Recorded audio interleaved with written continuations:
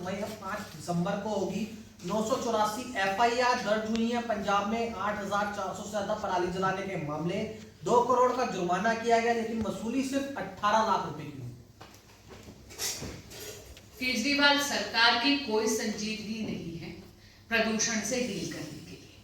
आप ये देखेंगे सोशल मीडिया पे एक क्लिप चल रही थी जहां पे दिखाया जा रहा था कि पंजाब प्रशासन का एक अफसर जाता है और वहां पर लॉ एंड ऑर्डर की खस्ता हालत हो चुकी है कि लोग, गांव के लोग एकत्रित होकर उसी अफसर से पराली जलवाते हैं। नासा की फोटोज आपने सबने देखी हैं 5 नवंबर में कि कितनी ज्यादा पराली जलने की वारदात वहां पर हुई है। आप देख रहे हैं नासा की वो फोटो दिखाएगी कि की पूरी पंजाब लाल हो चुकी है। दिल्ली केजरीवाल जी के राज में घुट रही है। आज पंजाब में भी केजरीवाल जी की सरकार है, आम आदमी पार्टी की सरकार है। दिल्ली में भी आम आदमी पार्टी की सरकार है। केजरीवाल जी ने तो गारंटी ली थी नवंबर 2022 में कि वो प्रदूषण के लिए कुछ करेंगे, लेकिन देखिए कुछ नहीं हुआ। प्रदूषण पर भी एक्शन तब लिया जब सुप्रीम कोर्ट ने उनको लताड़ा और फटकारा। तो ये एक निकम्मी सरकार है। आम आदमी पार्टी की एक निकम्मी सरकार है, एक झगड़ालू सरकार है, एक बहानेबाज सरकार है जो केवल, मैंने कहा ना, प्रचार प्रसार और भ्रष्टाचार में डूबी हुई है और काम ना करने के बहाने ढूंढती है जब तक कि कोर्ट इंटरवीन करके इनको लताड़ता नहीं और आदेश नहीं करता काम करने के लिए। न्याय जो उनकी बढ़ाई गई है इस पे तो मैं कहूंगी कि ये स्वाभाविक सी बात है, ये प्रोसीजरल चीजें ये होनी ही थी। लेकिन आप देख लीजिए कि मनीष सिसोदिया जी की बेल आज तक 6 बार रिजेक्ट हो चुकी है। 3 बार CBI केसेस में और 3 बार ED के केसेस में। ट्रायल कोर्ट, हाई कोर्ट और सुप्रीम कोर्ट, इस देश की 3 न्यायपालिका यानी 3 कोर्ट से ये देख लिया है कि प्राइमा फेसी एविडेंस बनती है जहां पर शराब घोटाले में जांच भी होनी चाहिए और मनीष सिसोदिया जी को इसीलिए हिरासत में रखा गया है। लेकिन हाँ, केजरीवाल जी तो बड़े बड़े दावे करते हैं कि इनके नेता तो कट्टर ईमानदार हैं, लेकिन आज के दिन प्राइमा फेसी एविडेंस सभी कोर्ट्स को दिख रही है। एक जुडिशियल एप्लीकेशन ऑफ माइंड हो चुका है और इसीलिए वो हिरासत में है और उनको बेल नहीं मिल रही है। आज की इस महत्वपूर्ण प्रेस वार्ता में आप सबका स्वागत है। जैसा कि आप जानते ही हैं कि आज फिर अरविंद केजरीवाल सरकार को सुप्रीम कोर्ट ने फटकारा है।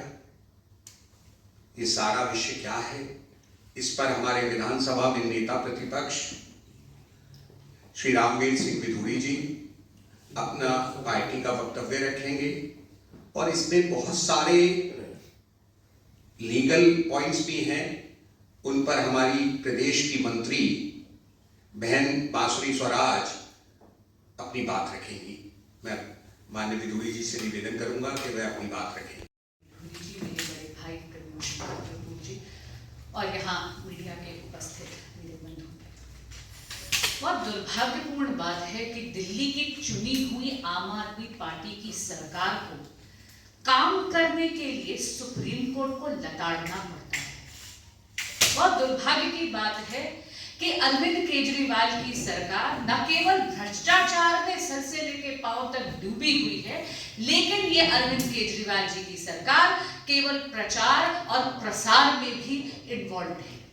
इनका विकास के कार्यों में बिल्कुल भी किसी भी प्रकार की गंभीरता नहीं है और खास करके दिल्ली के प्रदूषण को लेकर किसी भी प्रकार की संजीदगी नहीं है।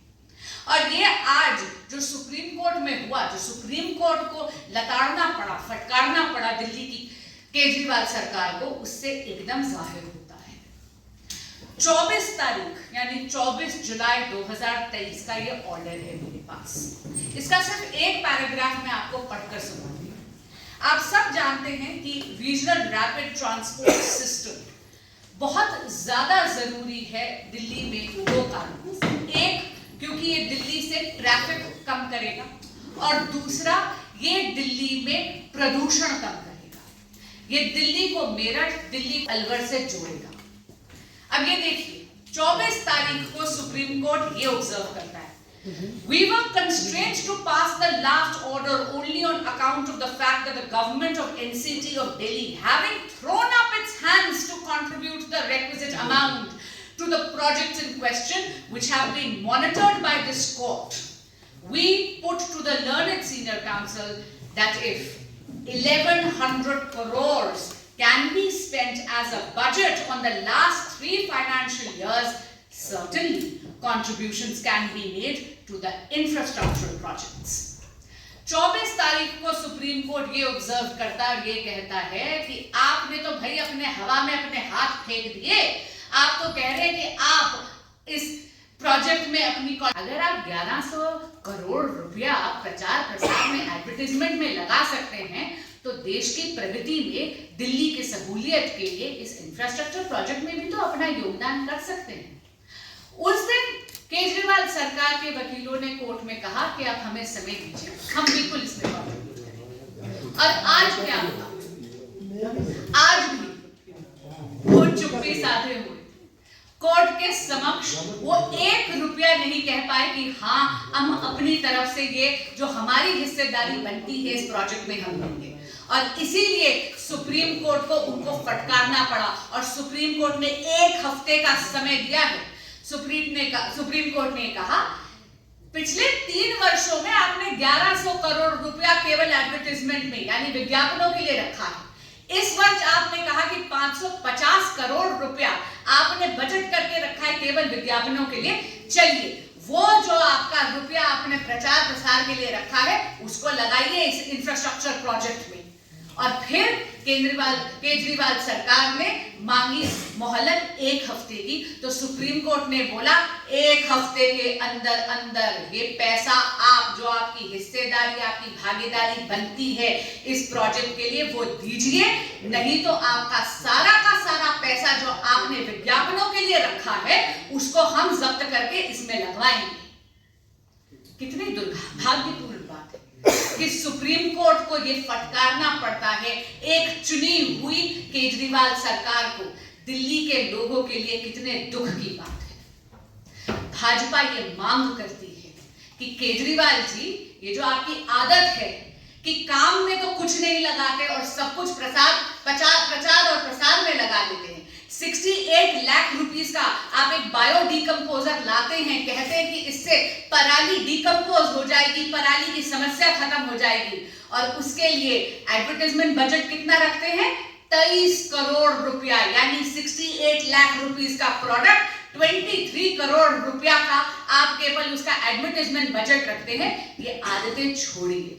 भाजपा ये मांग करती है कि आप प्रचार प्रसार और भ्रष्टाचार से उठकर दिल्ली की जनता की सुध लीजिए और कृपया दिल्ली के लिए कुछ करिए। और इस प्रोजेक्ट में जो नरेंद्र मोदी जी ने इतना बड़ा, इतना विशाल, इतना कल्याणकारी प्रोजेक्ट लगाया है, इसमें कृपया दिल्ली सरकार अपनी भागीदारी दीजिए और कृपया सुप्रीम कोर्ट के इस ऑर्डर की अवहेलना करनी बंद करें।